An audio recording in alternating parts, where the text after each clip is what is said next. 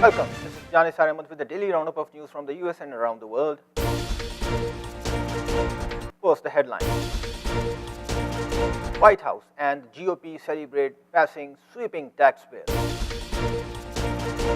New Delhi rolls out entire smoke mist cannon in a trial run.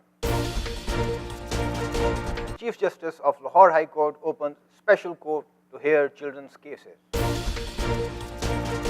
Construction sites must lower noise during New York City's quiet time under the new law. 3 suspects have been held in police raids targeting London's moped gangs. We will also tell you how Australia's Prime Minister went swimming 50 years ago and never came back. Also, relief turns into worry as Bangladesh drug regulator approves dengue vaccine but sits on World Health Organization alert.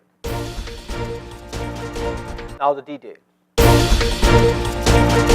The White House GOP celebrate passing sweeping tax bill. House of Representatives gave final approval Wednesday afternoon to its major rewrite of the US tax code, the first major legislative accomplishment for congressional Republicans and President Donald Trump this year.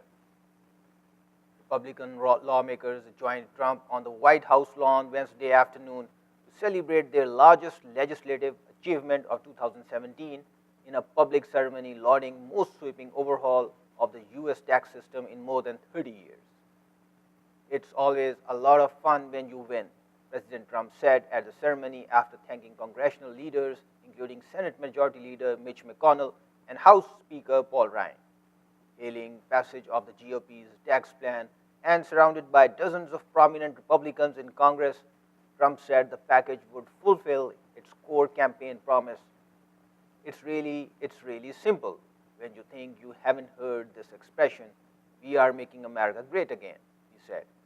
Among those Republicans not at the White House on Wednesday were Senator Suzanne Collins of Maine, who voted for the Senate tax bill on Wednesday morning, but also acknowledged publicly that health care subsidies she wanted included in a government spending deal will not be included before Congress leaves for its holiday break.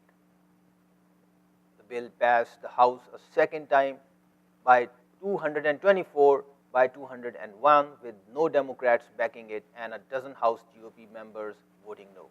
The measure now heads to the Trump's desk for his signature. In a vote in the early Wednesday morning hour, the Senate approved the final version of the first overhaul of the US tax code in more than 30 years.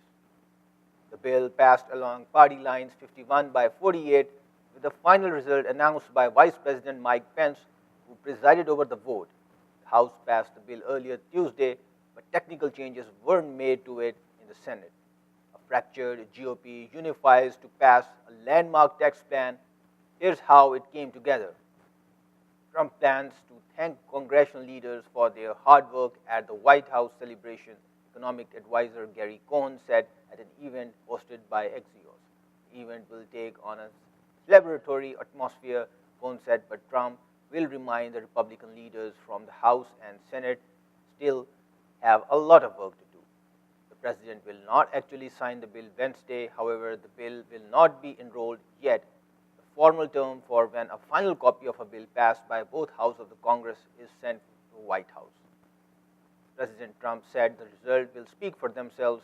The tax cuts are so large and so meaningful, and yet the fake news is working overtime to follow the lead of their friends, the defeated Dems and the only Yemeni. This is truly a case where the results will speak for themselves. Starting very soon, jobs, jobs, jobs, the president tweeted.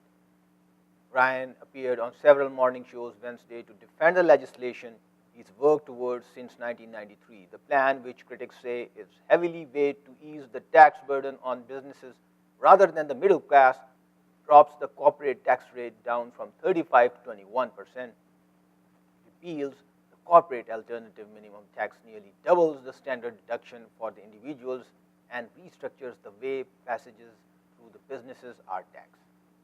The bill keeps 7 personal income tax brackets and lowers that tax rates for most brackets, including dropping the top rate to 37% from 39.6%. Police are investigating suspicious deaths of billionaire Toronto couple. Days after Barry and Honey Sherman were found strangled in their basement, the police are investigating what they call their suspicious deaths. The case has sparked speculation and debate in Canada, where the billionaire couple were famous both for their ties to the pharmaceutical company Apotex and for their philanthropy. Barry Sherman was 75, Honey Sherman was 70. Their bodies were found shortly before noon on Friday after 911 call brought police to their house at 50-Old Cockney Road, north of downtown Toronto. It wasn't until Sunday afternoon that the police publicly confirmed the couple's identity and released the results of the post-mortem examinations. The cause of death for both deceased was ligature neck compression, the Toronto Police Department said in one of its few communications about the case. Added that due to the circumstances the homicide department was investigating, the couple died after listing their house for sale, part of a plan to move into a larger property. The Globe and Mail reports that a second Toronto house was recorded in Honey Sherman's name last year. The newspaper adds that Barry Sherman, whom friends described as a workaholic, did not show up for work on Thursday, the day before his body was found. Citing police sources, Canadian media circulated reports that the case could be one of the murder-suicides, prompting the Sherman family to issue a statement denying that possibility. News of the Sherman's death shocked many in Toronto and prompted Canadian Prime Minister Justin Trudeau to pass along condolences to their family and friends and to everyone touched by their vision and spirit. Police have said that while the circumstances of the death of one of the wealthiest couples in Canada are suspicious, Sherman's house showed no sign of forced entry. They have said that they aren't looking for suspects. A memorial for Barry and Honey Sherman is scheduled for Thursday. New Delhi rolls out anti-smoke mist cannon in a trial run. India on Wednesday unveiled a new weapon against air pollution, an anti-smoke gun, which authorities hope will clear the skies above New Delhi, but which environmentalists say amounts to a band-aid solution. Cannon's Indian manufacturers say the fine droplets of water it ejects at high speed can flush out deadly airborne pollutants in one of the world's smoggiest capitals. The giant mister, shaped like a hairdryer and mounted on top of a flatbed truck, was tested in Anand Vihar, an area of Delhi East bordering an industrial zone that often boasts the dirtiest air. The U.S. Embassy website on Wednesday showed concentrations of the smallest and most harmful particles, known as PM 2.5, at Anand Vihar hit 380, more than 15 times the World Health Organization's safe maximum. The cannon, designed to combat dust on mining and construction sites, cost roughly $31,000, but government officials appear ready to open the checkbook. If it proves to be successful, then we will roll these out on Delhi's streets as soon as possible, Imran Hussain, Delhi's environmentalist minister, said. Tech said it can blast up to 100 liters of water per minute into the skies and clear 95% of the airborne pollutants. Greenpeace was less than impressed, saying the cannon was a distraction from the root causes of Delhi's winter pollution, a phenomenon so bad the city's own chief minister described it as a gas chamber. And Lahore High Court Chief Justice opened special court to hear children's cases. Lahore High Court Chief Justice Syed Mansoor Ali Shah on Tuesday inaugurated a special court to deal with cases of children, first of its kind in Pakistan. The purpose of establishing this special court was to protect the innocence of children from negative impacts of litigation before traditional courts, the Chief Justice said on the occasion. He said, "We cannot let the children ruin their lives in courts." He said a separate waiting area was also set up for counseling of the under-trial children by students of Punjab University's psychology department. Chief Justice revealed that soon a special court for senior citizens would also be established in Lahore. Previously, a special court for women had also been set up, he added. He further said that these pilot projects would should be extended to other districts as well. Thank local and international stakeholders for their support in the establishment of the court. Initially, 80 cases involving children had been transferred here. Construction sites must lower noise during cities' quiet time. Under new law, construction done at odd hours will have to turn down the volume under a bill passed by the City Council on Tuesday. Legislation sponsored by Councilman Ben Kellos places stricter limits on construction within 200 feet of home before 7 a.m. and after 6 p.m. on weekdays and any time on weekends. New York City may be the city that never sleeps, but that shouldn't be because of after-hour construction that wakes you up, said Kellos, Democrat from Manhattan. Noise is the top complaint in New York City. The construction cacophony will be capped at 80 decibels next year and dropped to 75 in 2020. The current limit is 85 decibels. The city would also be given the power to shut down pieces of construction equipment that are too loud. It will also make it easier to do noise complaint inspections because they wouldn't have to be inside the home of the person who complained. The administration worked closely with the City Council in negotiating this legislation. We look forward to reviewing the final version that was passed by the Council, said City Hall spokesperson Seth Steen. 3 suspects held in police raids targeting London's mobbed gangs. 3 men have been arrested as part of an inquiry into high-value street robberies and shop raids in London by gangs using mobs. The suspects were detained over 4 recent thefts of luxury merchandise worth thousands of pounds, police said. Officers were acting on intelligence collected over 3 months on an organized mobbed crime gang. Metropolitan and City of London police officers raided 4 addresses in Southwark where an axe was seized. Figures show mobs were used in 23,000 crimes in London over the last 12 months compared to about 8,000 the year before, the Met said. Following the raids, the suspects, 2 18-year-old and 1 aged 24, remain in police custody. They were arrested on suspicion of conspiracy to rob, commercial burglary, and possession with intent to supply drugs. The raids were part of the Met Police Operation Winter Night, a seasonal centrally coordinated crackdown on knife crime, scooter, moped, and motorbike-enabled crime, corrosive substance-related offenses, and criminal activity at winter markets. Met Police Commissioner Reseda Dick said she was pretty confident the force had a good handle on the problem. The latest raids came after 2 attacks in 1 week in November on shops in Regard Street. However, the Met said 3 arrests were not connected to the ongoing investigations into the Apple and Canada Goose store raids.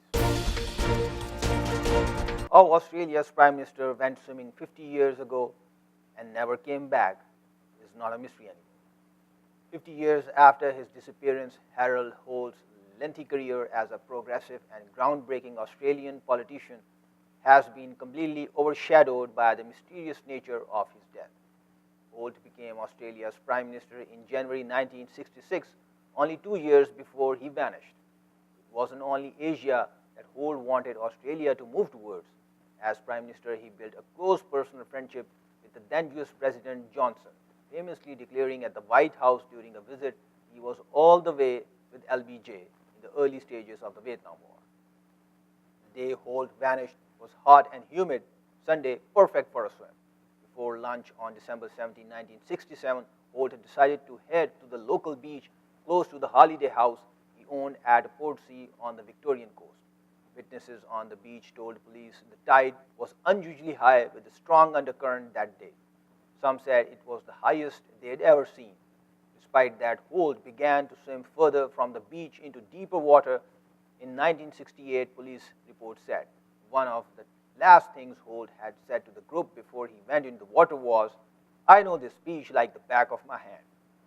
One witness said she had watched Mr. Holt continuously from the time he entered the surf, and she saw the water become very turbulent around him very suddenly and appeared at boil, and these conditions seemed to swamp on him, the report described. He was not seen again. Australia was stunned at the news of their missing Prime Minister. Police and even the Australian Army descended on the beach in an attempt to find the missing leader or at the very least his body. No trace of Holt was ever found. All that was left was his pile of clothes sitting on the sand at Sherlock Beach. His disappearance made Holt's death part of Australian folklore and provoked furious debate. Walhurst said there was wild speculation in the media that Holt had committed suicide, distraught over an allegedly fractious marriage, or worn out from his job. Police in their 1968 report found that this was highly unlikely. Years later, Australia would honor their missing prime minister in a fashion befitting the country's famous, iconic sense of humor. They named a swimming pool after him. Relief turns into worry as Bangladesh drug regulator approves dengue vaccine but sits on World Health Organization alert. The world's first ever vaccine to prevent dengue fever works just fine on those who had contracted the disease before, but brings trouble to the people who were never infected by the virus. Despite global concerns, including from the World Health Organization, Bangladesh drug regulators gave the green light a couple of months ago to Sanofi, manufacturer of the product, for bringing in the vaccine to Bangladesh. However, Sanofi Bangladesh said it would proceed with caution before the dengue vaccine. Dengvaxia is imported. Late last month, Sanofi Pasteur, the vaccine division of the multinational pharmaceutical company, said new analysis on long-term safety and efficacy showed that recipients of the vaccine without prior infection might suffer from the severe forms of the disease. The analysis was done based on 6 years clinical data. But the World Health Organization gave the warning in July 2016. The global health body said that it supported the use of Dengvaxia in highly epidemic areas and on sensitive areas individuals, those who had been infected by the dengue virus before. Farhana Tufail, head of the communications at the Sanofi Bangladesh, said during clinical trials, the vaccine had proved to be very effective on those who had dengue once. But in light of the new observations, the vaccine could be marketed, bringing changes to the accompanying literature. It has not been launched in Bangladesh yet. We will not import the vaccine until we get a clear message from the Sanofi headquarters. She added, Dengvaxia is the first dengue vaccine to obtain a license and has been approved by 19 regulatory authorities around the world, according to World Health Organization. Every year, an estimated 390 million dengue infections are reported worldwide. People can be infected up to 4 times in their lifetime, but the highest risk of severe form of infection has been seen in people getting the fever for the second time from a different strain of the virus. According to the Director General of Health Services, the number of those affected last year was 6,060, the highest since 2002, and the death toll was 40. Most of the dengue cases were reported between June and October, as inclement rain, high temperature, and humidity create the ideal settings for mosquito breeding. Thank you very much for watching. Watch us at www.millenniumtv.org and do drop us a line at info@millenniumtv.net. This is John Ahmed signing off from Millennium TV USA. We are bridging communities worldwide.